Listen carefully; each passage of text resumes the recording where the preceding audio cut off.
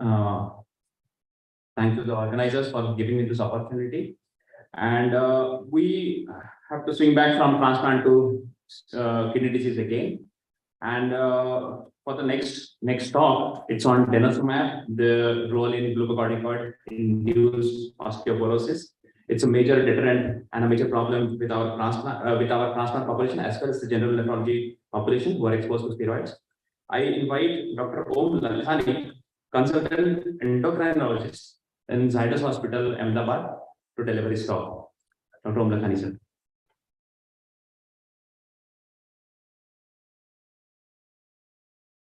So, good evening, everyone. And, I think I'm an odd one out today amongst the nephrologists. So, well, I didn't want to spoil the mood for, the transplant. So, I tweaked my topic to post-transplant osteoporosis, which I think is, more aligned with the theme which we're discussing today. So, in the next few minutes, I'm going to talk to you about post-transplant osteoporosis. And this is the outline of the talk. So we'll, of course, discuss mainly glucocorticoid-induced osteoporosis because, glucocorticoid is often the main culprit. We'll, of course, have a special reference to post-renal transplant patients.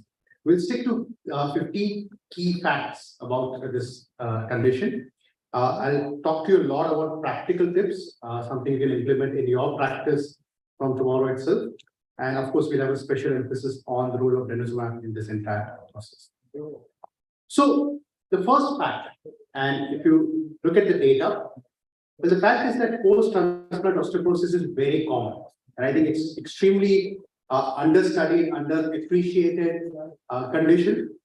Often this is a condition which, at least in the initial periods of, post-transplant, this is the one which leads to mainly morbidity rather than mortality, or rather than, maybe a hospital admission, hopefully not. But that's what often goes under the radar, right? But on a long run, it contributes to both the mortality as well as morbidity, and that is something which is extremely important. And if you see purely in terms of numbers, overall lung transplant patients have the highest risk of developing post-transplant osteoporosis, but the second comes renal transplant, right? So up to 50% of patients post kidney transplant develop osteoporosis, which is a huge number. 50% of your patients develop osteoporosis. And interestingly, most of the damage occurs within the first year post-transplant, right? So there's a rapid decline in the bone function, bone mass within the first year post-transplant. In fact, they've compared this to post-menopausal women, and even women who have undergone hysterectomy with oophorectomy, surgical menopause women. And the decline of the bone function in a post-transplant patient is faster, even compared to even a patient who has undergone a surgical menopause, right? So it's such a rapid decline which happens. And remember, these are people of different age groups. These are not necessarily elderly. They are younger population who might be, more active in their lives. And to subject them to a situation where they're vulnerable to fracture is something which is extremely significantly important.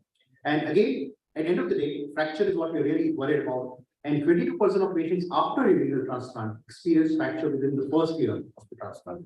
Right now, when I say fractures, there are ones which are very obvious, right? So they'll have, let's say, a fracture like femur, which requires an admission, or an ankle fracture, which requires an admission. But then there are more subtle ones, like your vertebral fractures, which often goes unnoticed, right? So there are often, patients complain about back pain, and who doesn't have back pain, right? We often miss this out in our clinical practice as well. So if you take the journey of a patient as far as osteoporosis is concerned, there are 4 phases of the patient's life as far as post-transplant osteoporosis is concerned.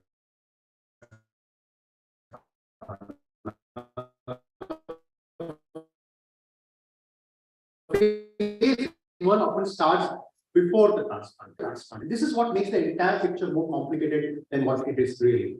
So the patient comes with a baseline CKD and NPD.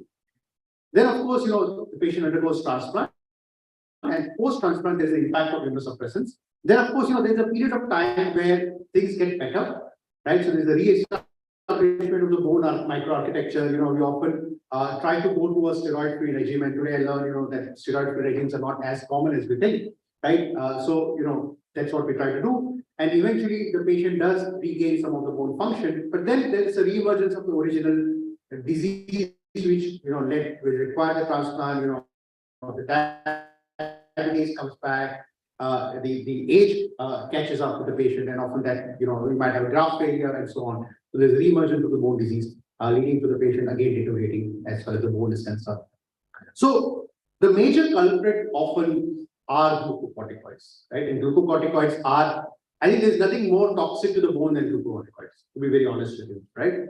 And of course, we all see, you are the people who see the maximum number of patients on glucocorticoids for a long duration of time. But then in community also, glucocorticoid use is very common, especially, every single day, and this is, very sad, but every single day we see one patient of iatrogenic Cushing syndrome, right? Whether the patient knows about it, whether doctor know about it, we don't know. But then there's one patient of glucocorticoid induced or exogenous, right? And if you just talk to your orthopedic surgeon who have operated patients with Cushing syndrome or operated patients on glucocorticoids, right? The bone is, completely different from what they're generally used to, right? It's a big problem. So, the interesting thing is that the glucocorticoids impact the bone in many different ways. It, of course, impacts the calcium metabolism. So it reduces the calcium reabsorption from the kidney and from the intestine. It has a direct impact on the bone cells as well. So it enhances the osteoblast apoptosis and reduces the OPG, increasing the osteoclast activity. And there's an interesting, turn of events here. I'll just come to that in the next slide. It also does suppress other hormones, right? So it can lead to, hypogonadism. So your patients will be, estrogen or testosterone deficient, and will impact the growth hormone, GH, IGF-1 axis also, which can, of course, reduce bone formation. So the glucocorticoids have a very interesting impact on the bone, especially, and this is very important for your post-transplant patients. So the early phase of using glucocorticoids, the patient often tend to have, basically the impact is mainly on the osteoclastic activity. So it enhances the osteoclastic activity. So initially you tend to have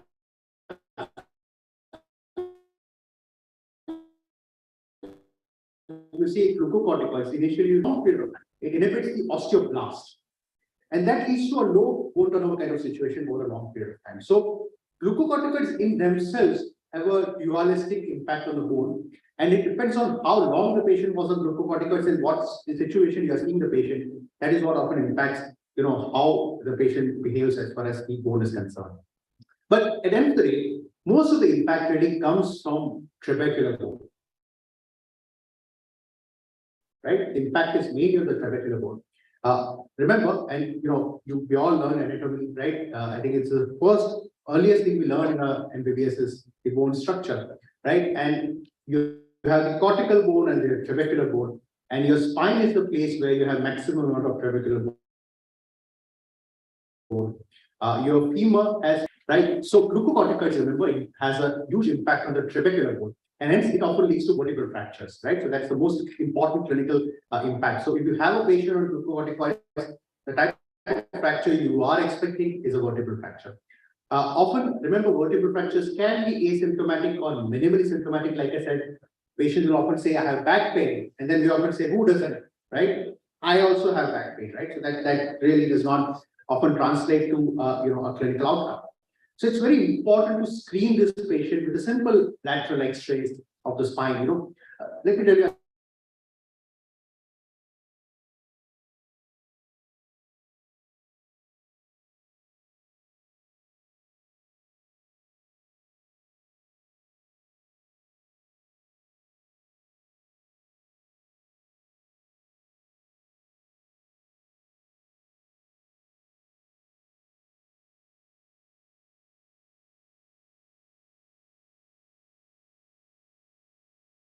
and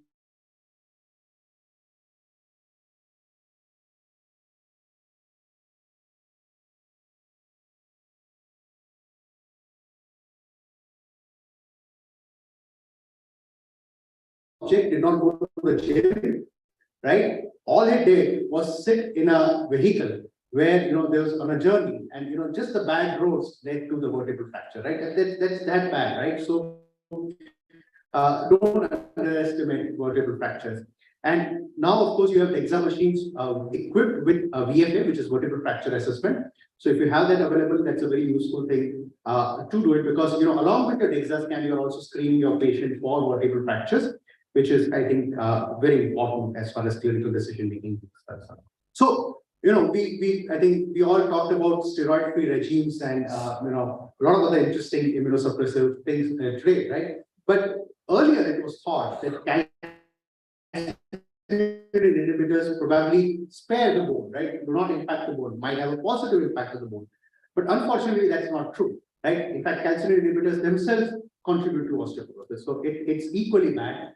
Interesting thing is, we really don't know why and how it does it, right? So there's one theory, of course, is that probably it is, through hypomagnesemia, which stimulates PTH formation, leading to secondary hypopara, leading to more bone resorption and probably osteoporosis. Now, again, contrary to what was earlier thought, it was thought that probably calcineurin inhibitors inhibit both osteoclast and osteoblasts and should lead to low turnover bone disease. On the contrary, what it really does is it actually produces a high turnover bone disease. And this theory of leading to secondary hyperpara is probably true. And that is how calcineurin inhibitors often lead to osteoporosis. So remember, if your patient is on calcineurin inhibitors, not on glucocorticoids, still the patient is equally vulnerable to development of osteoporosis. So how should you screen? And that's the practical idea, right? What should you do to screen your patients, right? So I think it's very important, and I think I've seen this happen in our hospital at least. Pre-transplant, all patients should undergo a DEXA scan to document what was the situation pre-transplant. It's very, very important, both from a patient's perspective, medical perspective, as well as medical legal perspective as well, to really document what should be a DEXA scan should be part of your pre-transplant for sure. But then post-transplant, remember, the maximum deterioration of bone happens within the first year post-transplant. So it's a very good idea to have a checkpoint early on. And 3 months is an ideal time to do a DEXA scan after the transplant. So it's a good point of time. Remember, your patient will be there for follow-up. So do a DEXA. If the patient already has osteoporosis, you treat it and repeat the DEXA annually. But if the patient does not have osteoporosis, then perhaps you can continue screening this patient every 1 to 2 weeks.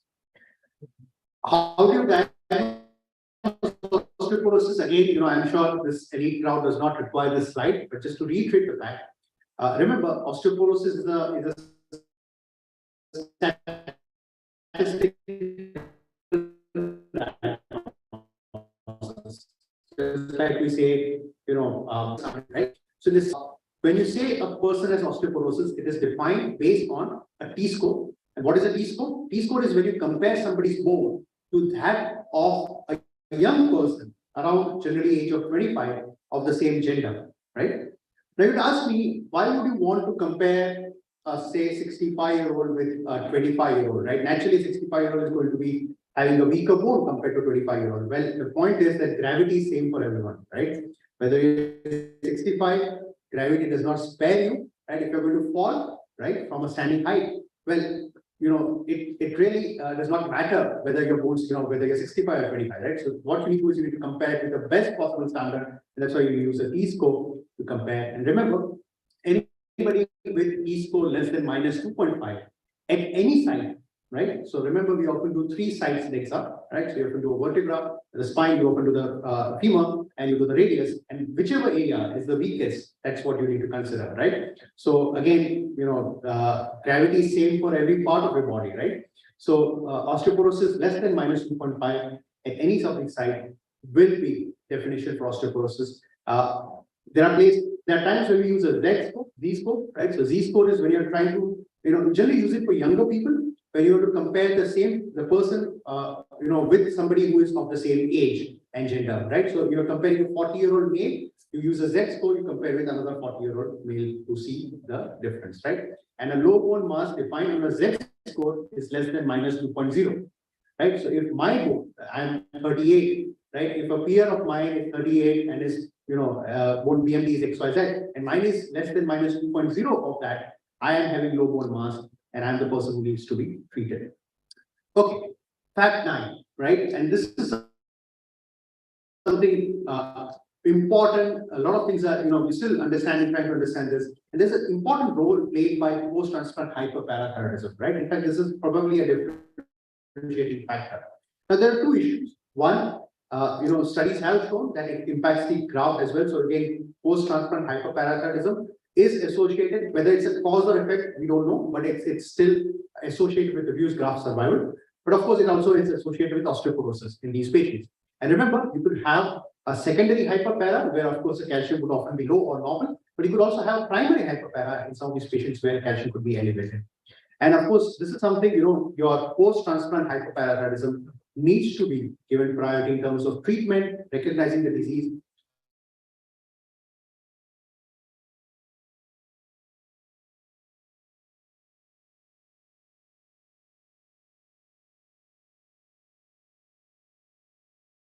Post-transplant is a good idea to do an DEXA scan to screen these patients. Lifestyle measures are very important. Remember,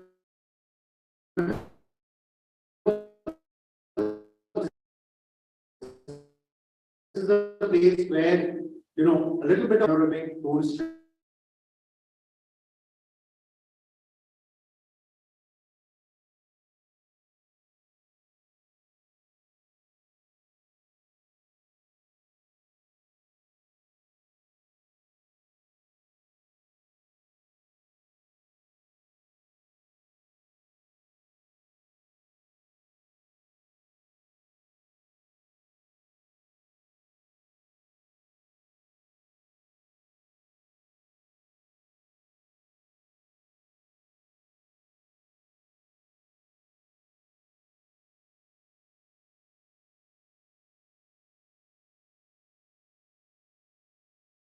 That's of course your outcome for the transplant is concerned.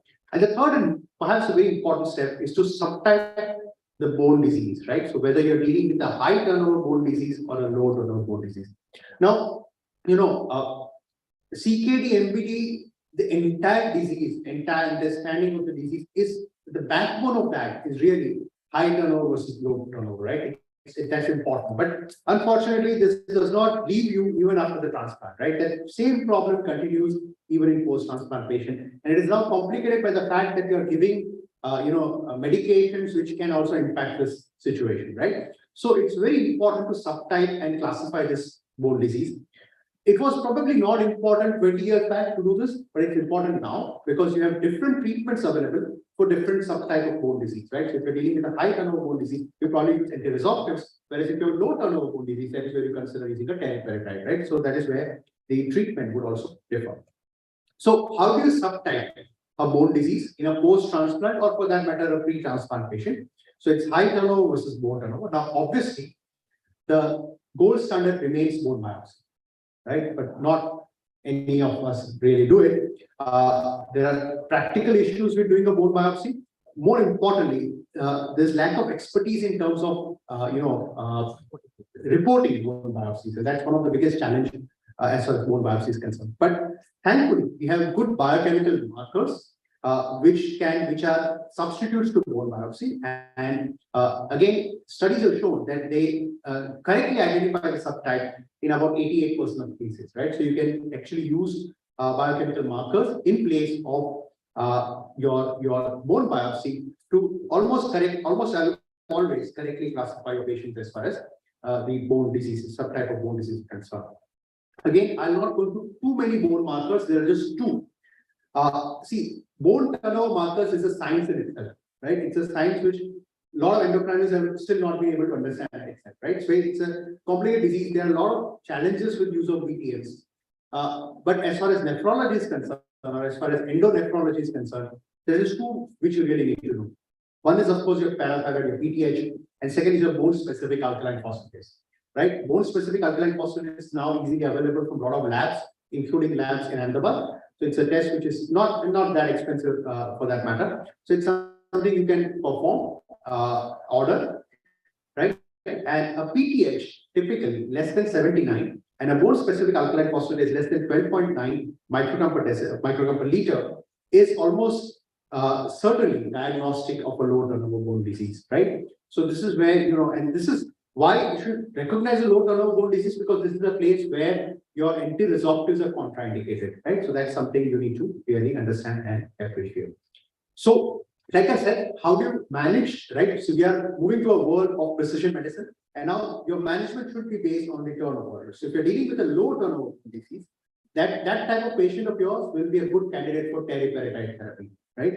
Whereas if you're dealing with a high turnover bone disease, then you should consider giving your patient denosumab or bisphosphonates or anti-resorptive therapies, which become a better choice in these patients. Now, again, within the first year post-transplant, most likely you will be dealing with a high turnover situation rather than a low turnover situation, right? Because of multiple factors. So first year post-transplant, generally your patients would be a good candidates for anti-resorptives rather than giving therapy, right? But of course, your situation may be dictated by other clinical circumstances as well.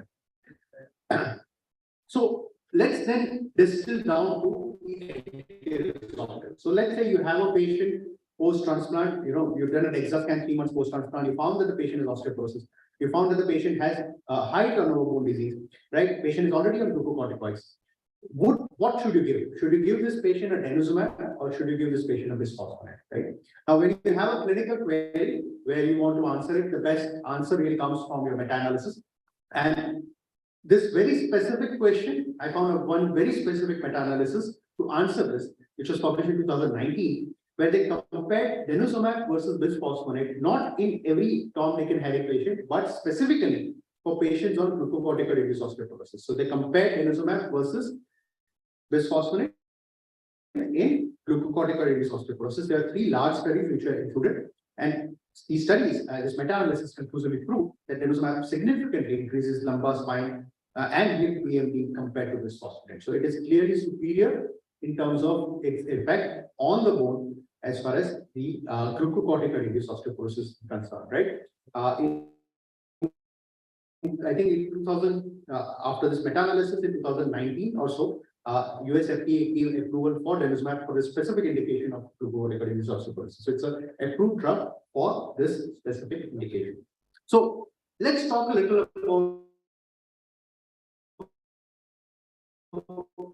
denosumab, right? Now, interestingly, right, which is perhaps where we use denosumab probably more in hospital setting than even osteoporosis, and that is hypercalcemia, and that is something which connects again endocrinologists and nephrologists, right? So, for hypercalcemia, irrespective of the etiology, right, irrespective of the renal function, denosumab works wonders, right? Ideally, of course, original dose was 120 milligram. 120 milligram is slightly costlier, so we started using 60 milligram as well. Post in hypercalcemia patients, right? And 60 milligram also works beautifully, right? So it works including patients with primary hyperparathyroidism, or if you have a patient with vitamin D toxicity, if you have a patient with all these conditions, it does work beautifully, right? So it's a very useful drug to use in patients with hypercalcemia. Also, very interestingly, we had several patients over the years. So in the last 6 years, I would say perhaps about 10 patients having documented primary hyperparathyroidism. But for some reason, the surgery could not be performed. Either the patient refused surgery, or the patient was not fit for surgical intervention, or you could not localize the parathyroid gland, or the patient already underwent surgery, but there's a failed surgery.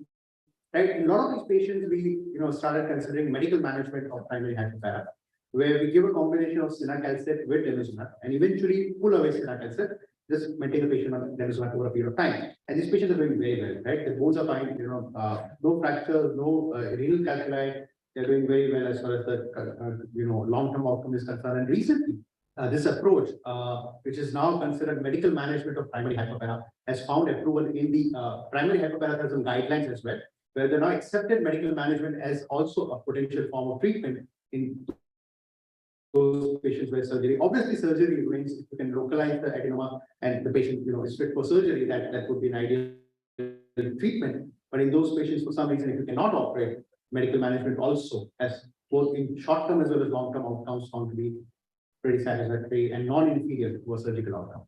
So I think perhaps in future, we will probably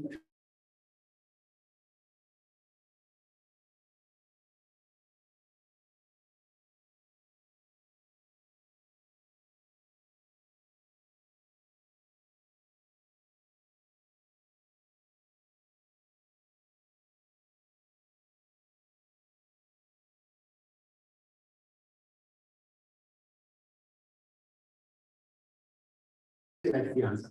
So but it's a safe drug.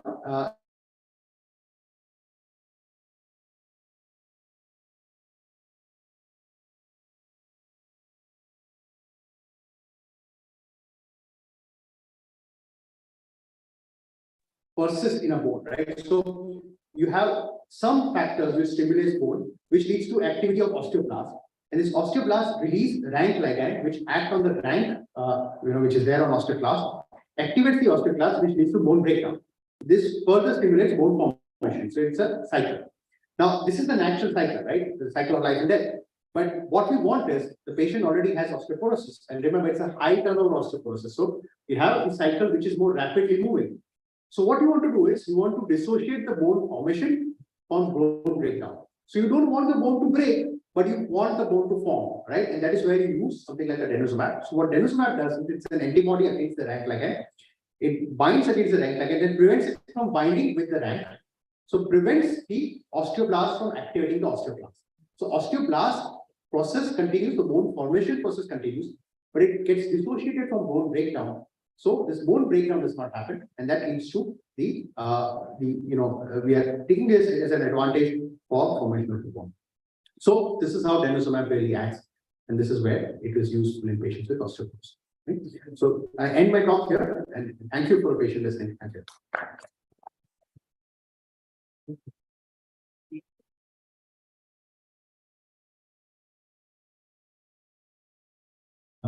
Thank you for this very lucid and very detailed presentation. So I request you to please stay back for the panel discussion. So for the next part of the the program, we have a panel discussion, and for that I'd like to invite the panelists, Dr. Manish Jain from Kolkata. He's a nephrologist. Dr. Anil Kumar, he's a nephrologist from Apollo, Bangalore. Please, sir. Dr. Medanki Rajiv is a nephrologist from Hyderabad. Dr. S.J. Acharya, sir, from Nagpur. Dr. Nageshwar Reddy, sir, from Hyderabad again. And Dr. Tarun Mittal from Agra, UP.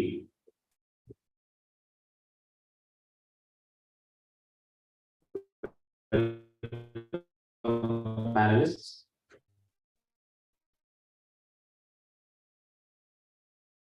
Dr. Manish Jain has experience about the sensitization of the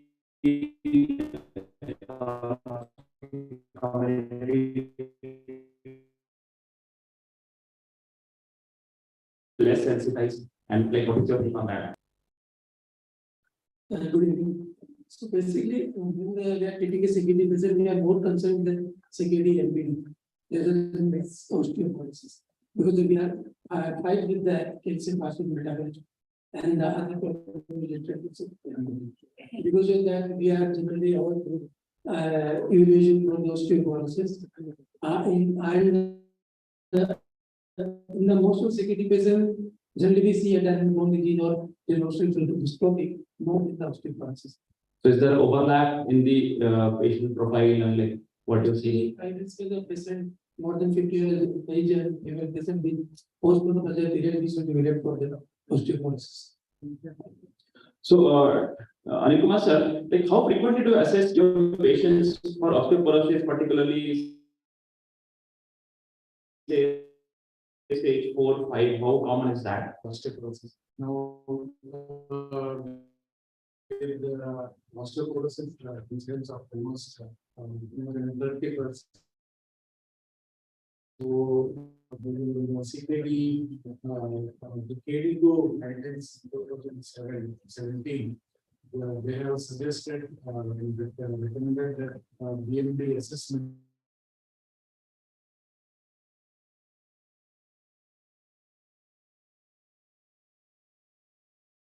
of osteoporosis by doing the regular assessment of DrNB. But how frequently we need to monitor was not commented because there were some discrepancies. But at least annual monitoring of the DrNB variable metrics is useful in probably treating these patients. So is that something you're doing as a routine, or is there a typical triggering factor which will lead you to request such a test? Especially with the risk factors of osteoporosis, I think it is worthwhile doing it for all patients. Okay. Dr. Rajiv sir, what are the limitations of bisphosphonate therapies in CKD patients, for example? Yeah, that's a very good question. And I think the answer is kind of evolving over the last few years.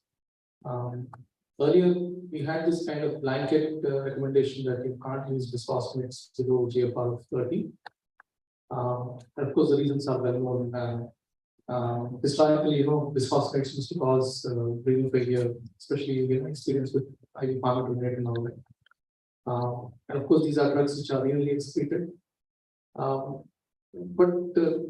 what we now find is that, especially when it comes to below GFR of less than 30, we are slowly tiptoeing back into bisphosphonates. So now evidence says that oral bisphosphonates, especially instead of being used at after dose, at longer dose intervals.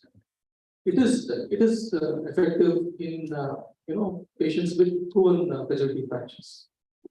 But we still don't, as such, treat osteoporosis. I mean, our focus is not treating osteoporosis per se in somebody with GFR less than 30. We are focused on the middle bone disease aspect of it. But we are slowly going back. So it is challenging. There have been studies which looked at patients, the usage of bisphosphonates in this particular group, and you find that yes, creatinine rises, but it's not so much more than in somebody with the GFR of more than 30. So I would say the answer is kind of evolving. It is challenging. So is there a particular molecule which you are more comfortable with using? To be frank, I mean, I've used oral bisphosphonates. So something like cetonate. IV, we've gotten away with in a few patients at a very low dose. But my experience is not that great. Thank you, sir. Dr. Nageshwar, Dr. Acharya sir, when would you start treatment for osteoporosis in CKD patients? From the beginning of the diagnosis of CKD, we search for whether the person has got symptoms like bony pains, whether he is developing any fractures, whether the person has got acidosis. For example, a child who has got viscoelastic refractory metabolic acidosis and lack of growth. So all of them are actually suffering from osteoporosis. So better to go ahead with the serum calcium level, vitamin D3 level, the parathormone level, alkaline phosphatase bone specific, and preemptively try to find out that who has got osteoporosis and treat them accordingly. So don't wait for the fractures to occur. Preemptively try to find out the osteoporosis.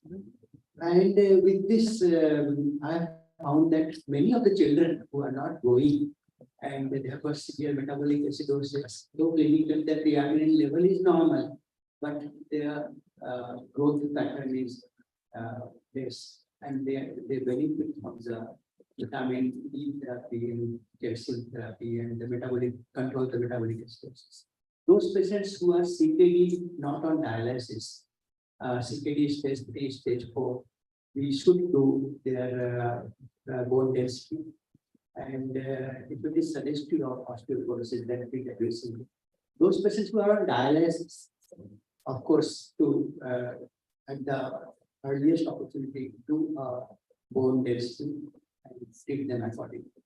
Post-transplant, of course, CSA, steroid-induced osteoporosis, that used to be treated as per the findings of the bone density. Thank you, sir. So, Dr. Nageshwar sir, where do you place Denosumab in current day practice of CKD-associated osteoporosis?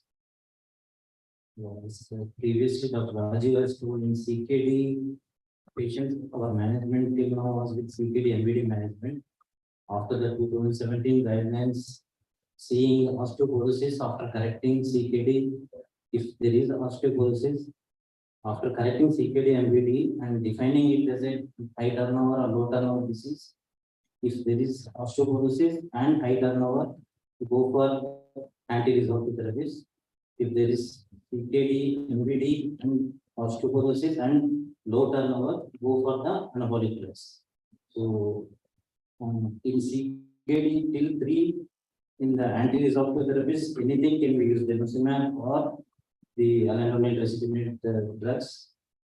Coming to CKD 4 and CKD 5, not on dialysis, as the previous speaker has said, panelist has said that there should be some caution with using these drugs, anti-resorptive, especially the bisphosphonates, as the newer molecules are coming like Denosumab, which are more safer to use than compared to the, and except for the cost.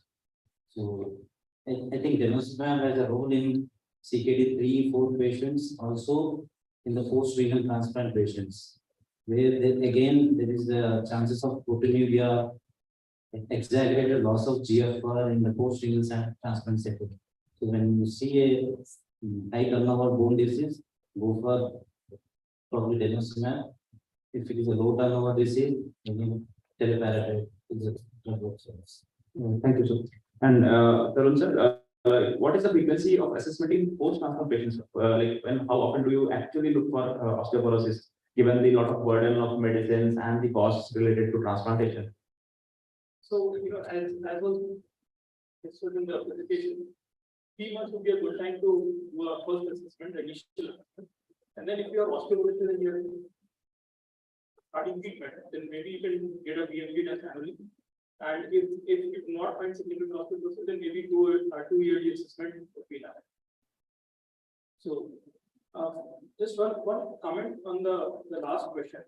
So, with Denosumab, it can be used in CKD 4 or 5, but some things are to be remembered.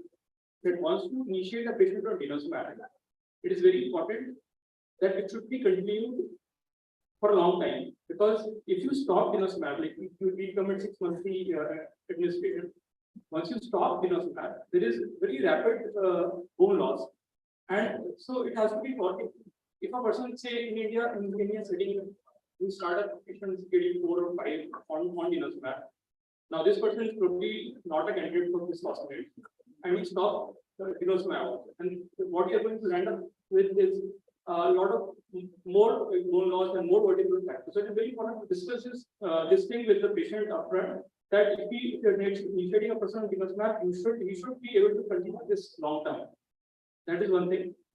The other thing is, and which I myself find a little confusing, is how to differentiate CKD MVD from osteoporosis. So CKD MVD is an entity which is a little different from the routine garden variety post-menopausal osteoporosis or corticoid use osteoporosis, and has a slightly different management altogether. So if a person, say a young person who comes with hyperparathyroidism, advanced CKD, he has high PPH values and all and the routine this thing, and you get a bone scan, sorry, DEXA scan, and he has evidence of osteoporosis. So this low BMD would be simply because of the CKD MVD itself. So now this person, so traditionally we treat such patients with active vitamin D, sinacalcid, etc. So is this person going to respond to anti-resorptive therapy or not? As because these therapies have been traditionally being studied in the classical post-menopausal and glucocorticoid induced osteoporosis. This is something which I would like to learn from you, sir. Yeah, it's a good point. So the point is, it's like saying that if a patient comes to me with hypertension, whether it is because of the CKD, or whether it's essential hypertension, whether you are dealing with a secondary cause, or third cause of hypertension. End of the day, what you see is the patient is very hypertension, right? So you will consider, giving insulin. Also, anti-hypertensive therapy would depend on what the underlying cause is, right? So you can, or maybe some other comorbidities. So technically, osteoporosis is, like I said, it's a statistical factor. So any patient, whether the patient has CKD, MVD, whether the patient has osteomalacia, whether the patient has severe vitamin D deficiency, or whether the patient is everything is fine, the patient is elderly. When you do a DEXA scan, if it's less than minus 2.5, the patient will be labeled as osteoporosis. Just like a patient with blood pressure of more than 140, it will be labeled as osteoporosis. So that's where the definition means. So a CKD MVD with a BMD less than minus 2.5 is still osteoporosis. Right? Now the point is that whether it's a primary osteoporosis, which is age, or whether you're dealing with a secondary situation, whether it is likely related to the situation between the situation, or maybe some patients with primary hypoparathyroidism, some other reasons, maybe malaria and so on, maybe drug abuse. So, it's whether it's primary or secondary. Well, at that point of time, really does not matter. Right? What matters is, what kind of therapy you offer to that patient. That choice of therapy is more dependent on the turnover rather than it is dependent on the etiology, right? Because that is where at the end of the day, what type of turnover you have depends, that will ultimately translate to what kind of medication. Either case it will be right. So if you're going to give the right drug to the patient with the right turnover, then it's going to protect whether that is primary or secondary or mixed. Right? So at the end of the day, I would say that you really don't need to differentiate whether it's a primary osteoporosis or secondary CKD, which I'm sure it is going to be, and in fact, very interesting because you're all vitamin D deficient, right? There are studies done in India where you had patients with severe vitamin D deficiency, where you had done an DEXA scan initially, and then you replace the vitamin D, repeat the DEXA scan. There's a significant improvement in DEXA even without doing any details of it. The point is that all this data is basically generated from a large patient population, even including Indian data, people of vitamin D sufficient who do not have CKD, who do not have any other bone disease, who are all normal, right? You're comparing them to somebody who is a disease population, right? Which is again a complexity in itself. So I think you need to take the input of DEXA instead of taking it as a gold standard. It's part of your other clinical diagnosis, and especially for complex situations like a CKD, you need to take all the parameters. I think let's not try to differentiate that. The point is you take all this there's one input from the other inputs like your calcium levels, your vitamin D levels, your CKD scale, your other medications, your phosphate levels, everything. Take all of these into consideration. Doctor, okay. Patients who are CKD 5 who had proven fragility fracture, and you put them on Denosumab. When they go for a transplant, how do you manage the osteoporosis treatment post-transplant? Do you continue the Denosumab indefinitely, or is there a point at which the healthy metabolic state kind of stops you from doing that? That's something. It's maybe a very basic note. PTH has a very short half-life. Whereas bone turnover and everything this happens over weeks and months. Whereas we make decisions on what is actually happening within the bone based upon the PTH level. So how right are we in terms of interpreting that? I think both excellent questions, and I'll also address a very important point which Sir said is that the problem with Denosumab, right, which is I think the only flaw, I would say major flaw, is that unlike Bisphosphonates gets incorporated, so continues to protect the patient even after the patient stops it. Whereas Denosumab, the day the patient misses the patient is vulnerable, right? It protects till it's given. Once that effect goes away, or once the patient misses the drug, protection goes, right? So that's the challenge with Denosumab. So your patients on Denosumab need to be told that you need to take it every 6 months religiously, right? Otherwise, you'll be as vulnerable as you were, at the beginning of the therapy, right? So that's one important point, which is the key point. Coming to your question, so you asked two questions that I think both are very important. So first is, you have a patient who is already having osteoporosis, already having fragility fracture, pre-transplant. He or she is already on Denosumab, and the patient underwent a transplant. I think it's only going to get worse on that point, right? Especially for the first year or two post-transplant, especially when the patient will be on higher dose of immunosuppressive agents, other metabolic factors will come into play. So that patient is most vulnerable at that point. So you will definitely continue with that patient for that patient at that point, right? Now, on a long run, right? Maybe it's a young patient the underlying CKD improves, the patient is off steroids, the patient's bone has improved, which is unlikely. But if it does happen over a period of time, maybe, over a long period of time, everything willing, you might consider discontinuing. But I think it's a very rare patient that we have. And remember, the problem with osteoporosis is that we are all running against the clock. So aging is happening to everyone.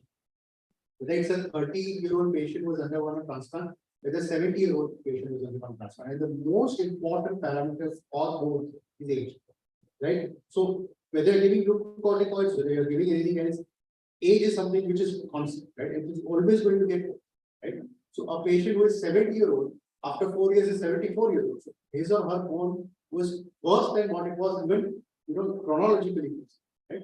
So that's the challenge where I really doubt whether, there would be a patient doing so well that he or she might get, but this is something which will expect. Most of the patients will require, or for whatever it is, most of these patients will require continuing the drug for a longer period of time.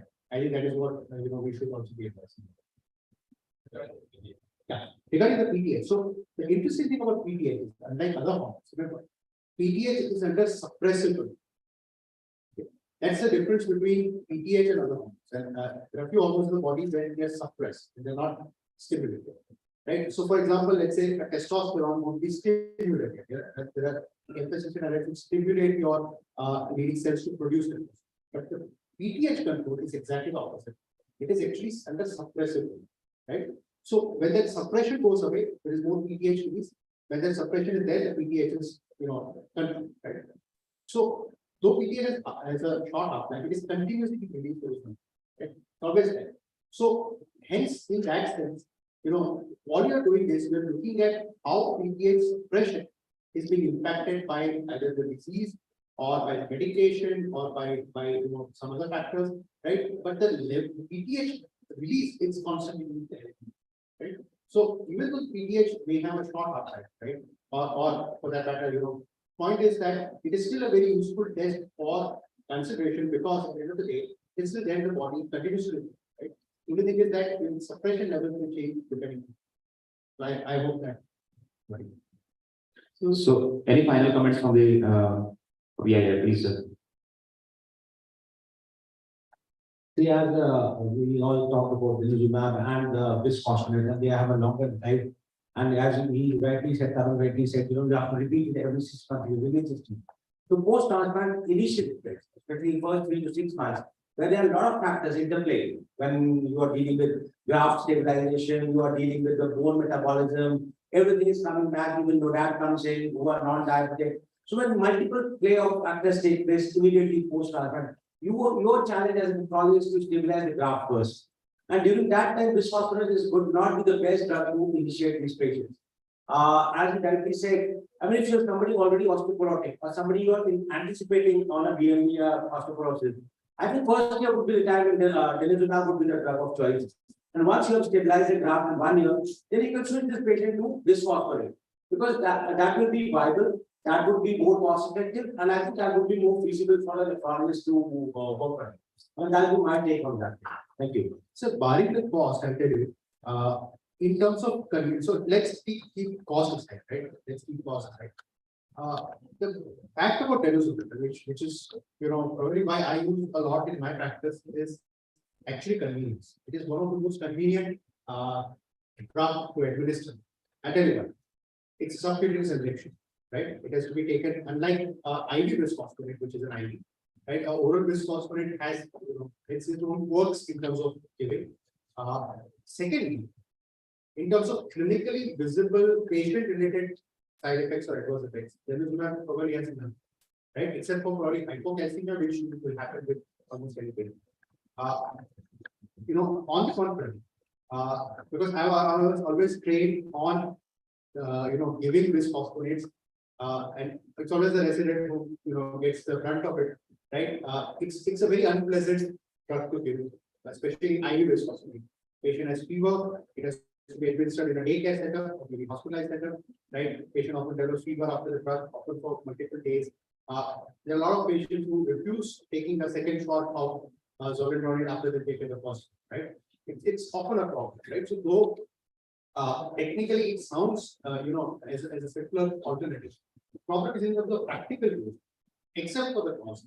Denosumab is much more convenient, much more easy to administer. You really don't have to worry too much about that. You prescribe it, you forget about it. Only practice, like I said, the patient has to take it as that's so in terms of convenience, is a very good drug. Obviously, the benefits are also there in terms of the data also vis-a-vis this. So I think convenience factor is a very strong play. So especially busy nephrologists, you have other things to take care of. I think Denosumab is an easy prescription because you don't have to worry about any other thing. Prescribe it for them. That's the good part. Except of course cost, which eventually of course will come out. Because Zonendronate, when we are getting, it used to be 20,000, used to have the original brand. That was also 20,000. That was also costly. Now we have for generic alternatives, but apart from that, that's this is the convenient part. So that worry is there for even bisphosphonates. So that is there. It's ONJ is seen in mainly patients. One, low turnover bone disease, if you administer them, they are likely to develop problems. Even atypical fracture, they might also develop ONJ technically, right? So do not give it to patients with low turnover. That's one thing. Secondly, all these sinister complications occur with longer doses, with longer duration of therapy, with higher doses. Typically seen mainly, so remember, we are giving 60 milligram every 6 months. Our colleagues from oncology give 120 milligram every 3 months. That is where really you expect them to have those complications. In my practice, I've was in my patient, I've seen it in oncology, right? So we do not see that in our practice because we are getting much lower dose compared to the other practice. The only thing is you have to be careful. Do not give it to a patient with a low turnover. Then you are probably dividing them. Excuse me. Can I have a question? Here. I wanted to ask Dr. Lakhani regarding glucocorticoid induced osteoporosis. Is there any role of prophylactic Denosumab, especially those who require a little long-term steroids, not of transplant patient, but pre-transplant nephrotic syndrome patient? As number one, there are a couple of linked questions to this. So, any prophylactic role of Denosumab in such situation? Second is whether if we have the indication for glucocorticoid is now not there, and the patient has been given 1 or 2 injections of Denosumab, can you stop this medication? And if so, what is your recommendation? Yeah, so both very good questions. So as far as prophylactic, I think I would say technically no, unless you document the patient is in osteoporosis, right? And documentation of osteoporosis would all that you require would be an exam, right? So you would, before you start Denosumab, it's a very good idea to do the exam, which is not very expensive also compared to the drug, right? So you do a DEXA scan baseline because you have something to follow up the patient on, and you know at baseline what was the situation, and then you know how to follow it up. What you said in effect is very attractive option. It has already been tried for prevention of osteoporosis. Has already been tried in with bisphosphonates, especially oral bisphosphonates, where your electrolyte 35 milligrams is basically designed to prevent osteoporosis. Right. So it has been bisphosphonates have been used properly, but Denosumab there is absolutely no data for prevention of osteoporosis. You only have data for prevention of fracture in patients with osteoporosis. Right. So we do not have any preventive data. I'm sure eventually you will have a data emerging, right? Because we always try to expand the indication. So eventually you will find a data which will show that you might give it prophylactically for patient not having osteoporosis, what are glucocorticoids, it might have a role. Right now we don't have any data. So I would suggest you probably stick, if you want to give something, give 35 milligram of if patient does not have existing fracture, probably a good idea to give a oral bisphosphonate 35 milligram electrolyte would be a good idea. Right. Regarding your second question, patient if you're for some reason you're discontinuing bisphosphonate, discontinuing Denosumab, you have to use something in alternative, right? Now whether that alternate includes a bisphosphonate or some other agent, that's your choice, right? But generally bisphosphonate or maybe some other agent has to be given in place of Denosumab. So if you're not giving Denosumab, remember Denosumab, these are all anti-resorptive, right?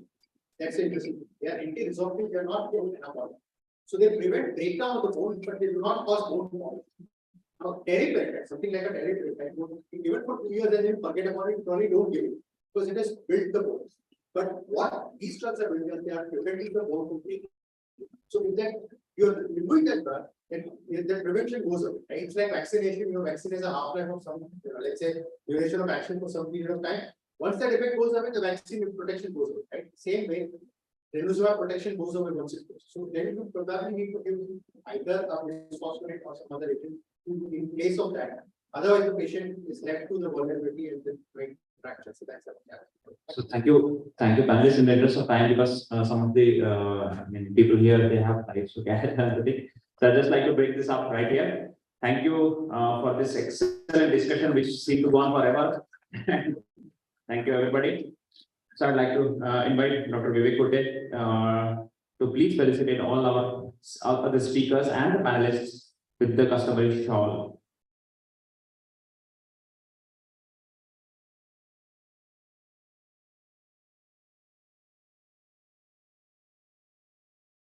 Thank you, Dr. Thank you, Dr. Acharya, sir. Thanks again, Dr. Reddy.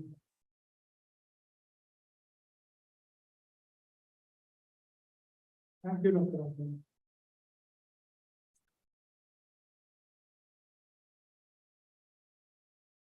Thank you, Dr. Lakhani, the star of the show. Thank you. Thank you, Dr. Anil. Thank you very much.